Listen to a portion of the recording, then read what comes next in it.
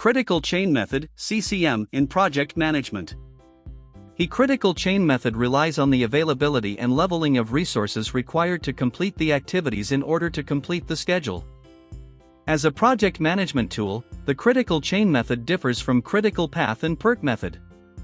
The critical path and PERT methods rely on task sequences and rules for creating work schedules. However, this scheduling method relies on the theory of constraints, which seeks to find the factor that limits achieving a goal. From this aspect, it is an alternative method to the standard and traditional methods. The constraints that prevent to complete the project on time may include: each task may involve uncertainty. While making estimates for task durations, most of the time the team members increase the durations considering safety margins, so that most of the activities are overestimated. The critical chain method is applied just after the project schedule is prepared and the critical path is determined. The determined critical path is reworked based on the critical chain method.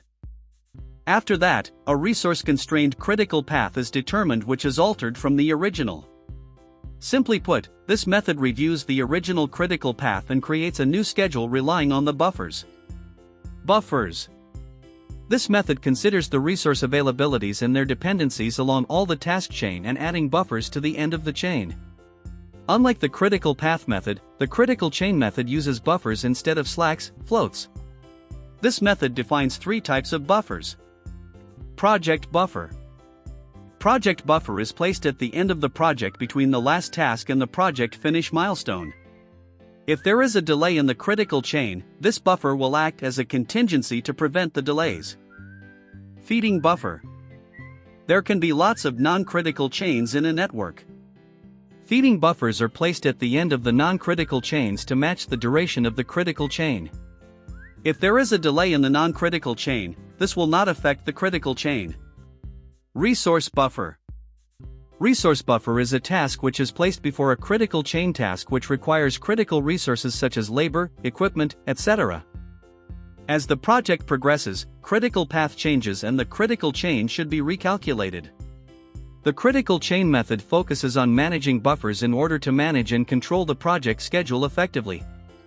Difference between the critical chain and the critical path method. In the critical path method, all the activities are sequenced in a network system and the critical path is determined by making mathematical calculations. There are no overall buffers added to the critical path, but while estimating the activity durations, implicit buffers are added to each activity in order to protect schedule from delays. This may result in too many buffers added to the schedule and cause an ineffective schedule. In the critical chain method, activity durations are estimated by considering the minimal time needed to perform the activity. A project buffer is placed at the end of the project between the last task and the project finish milestone, which acts as a contingency to prevent the project from delays. This will provide higher efficiency for estimating activity durations and resource needs. By the use of this method, a more aggressive and efficient schedule can be obtained. Unlike the critical path method, the critical chain method considers both activity, task, and resource dependencies. Because the critical chain method presumes that the number of resources is not unlimited. In the critical chain method, tracking the project performance by monitoring and controlling the consumption rate of the buffers is more important than tracking the project performance of individual activities. However, critical path method seeks to control the project performance by focusing on the activities. Floats or slacks are used in the critical path method. On the other hand, buffers are used to represent contingencies so that the project buffer is not zero on the critical chain.